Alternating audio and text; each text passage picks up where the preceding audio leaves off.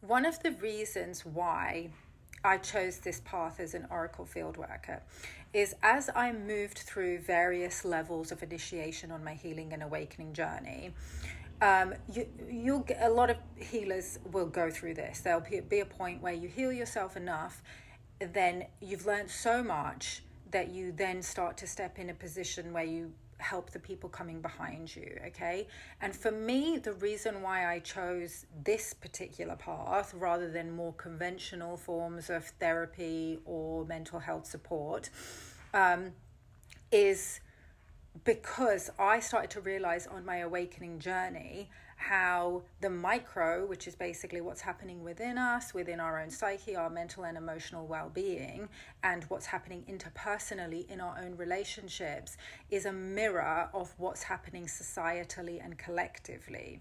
Okay, I basically dove deep into studying universal law and occult science. Okay, I was an occultist for many years, a de-occultist actually. I was studying occult science and teaching it to people on my YouTube channel. Those of you who've been with me for many years will know that I dove deep into Hermetic philosophy and the law of correspondence, which is the third Hermetic principle, which is basically as within, so without, as above, so below, basically speaks to this principle that what's happening collectively, societally, is a mirror image of what's going on within the psyche. And what's going on within the psyche is basically a hologram of everything that's happening. So what we're seeing play out on the world stage can be seen as a mirror image within, your DNA, within the particles that vibrate within your vessel. Okay, because everything is a hologram.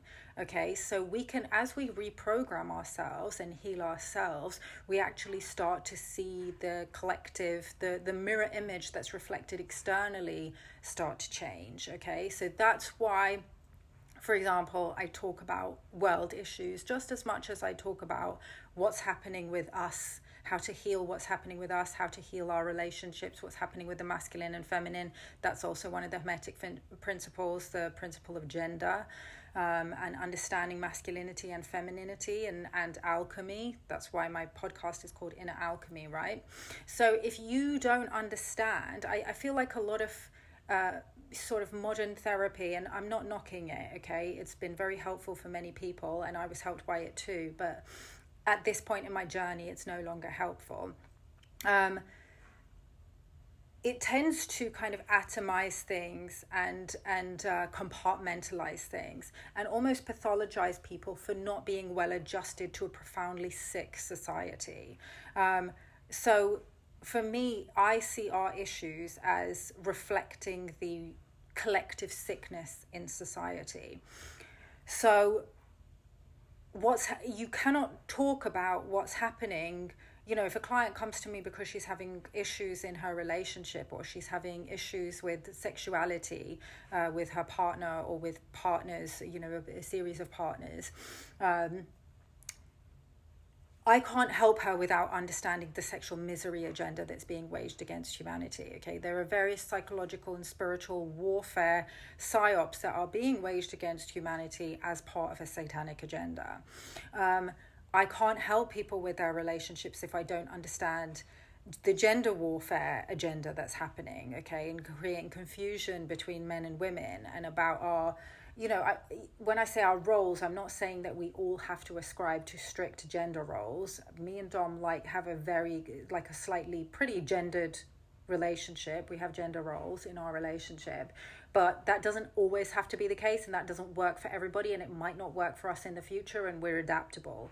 But understanding, just various truths like, feminine energy, masculine energy, our biologies, our hormones, and how that interplays in our relationships, understanding how the political affects the social, affects the communal, and then the relational. You can't divorce yourself from that. So if people are struggling mentally, psychologically, because they've been witnessing a live stream genocide, they're not going to be safe going to a therapist who doesn't understand what's happening. Okay, if there's a therapist who hasn't been engaged politically with all the various psyops that humanity is being currently faced with, then they're not the right person for you to work with.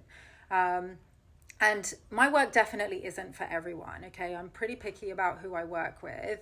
I'm not here to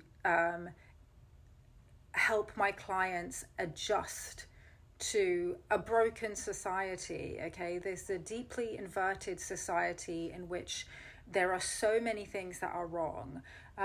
My role is to help you awaken to your divine mission here, and it's to help you align to your highest timeline, where you start to do what God designed for you to do, like how your soul's blueprint was designed, with your unique medicine, your unique voice.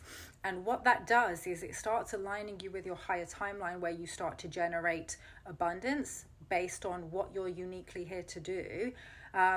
And you also start to magnetize your genetic equal, your soulmate, your divine union, the person that God has designed for you. A lot of the teachings around this have been completely obfuscated because of the psychological psyops being waged against humanity, and a lot of nonsense about relationships. And we've had to, many of us have had to basically sift through all this noise to get to the truth of actually what is the Hieros Gamos system that God designed us with, which is basically a pathway to awakening, to ascension, and to ultimately unifying with him or her, however you identify with the Godhead, because that is what we're here to do. Basically, we're here to learn lessons and go through those lessons, and then ultimately unify with Creator and help people along the way. Okay, it's kind of like a moral test. There's lots of moral lessons that we have to learn in this realm. That's why it is so challenging here. So yeah, that's why I've chosen this particular path. So with that being said, alongside my one-on-ones, I'm going to be launching a group webinar. It's going to be a group activation plus grid work. If you're new to that, come and join if you're curious about it. We're going to be reclaiming the voice, reclaiming your Sophianic voice, your divine feminine voice. Men are also welcome. Anybody who identifies any other way is also welcome, but it is definitely working with the Sophianic energies, the divine feminine energies, and the principle of care, and starting to access that and start to get that flowing through the throat portal. Okay, a lot of people have implants and crucifixion wounds, particularly in the throat portal. I can actually feel one that's actually been shutting down my voice for a while, actually, since I was in Mexico, and I've been clearing implants from it. So I'm going to be doing a group healing around reclaiming the voice. If you want access to that, comment reclaim your voice and I'll add you to the list, and you'll be first to hear about it when it's ready. It'll be probably like a week or so. Not until the actual webinar. It'll be a week or so when I announce the date for the webinar. And yeah, I hope you join me for that, because the times that we're moving into right now, we're going to need so many more of your voices online. And if you've been feeling blocked, or if you've been feeling fears constricting your voice and not being able to speak your truth or share your medicine in other ways, okay, there's different ways that we share our voice. Okay, voice is not just about your speech, it's also about, other things, the way that you share your creativity and your unique medicine, your art, whatever it is that you're here to do. So yeah, I hope you join me for that.